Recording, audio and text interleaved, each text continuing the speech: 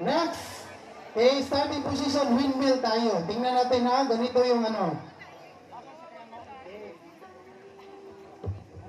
Okay, windmill, 2 counts. So the counting is, okay, your right palm should touch your left foot.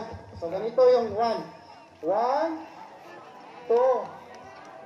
Okay, 1, 3. 1, 2 pala. Okay. So the counting is 2 lang ha, hanggang sa mabot.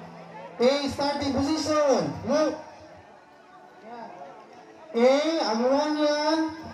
Right palm, touch your left foot. Okay, 4 counts in 10 repetition. What's the man in cadence? 1, 1, 2, 1, 3, 1, 4, 1, 5, 1, 6, 1, 7,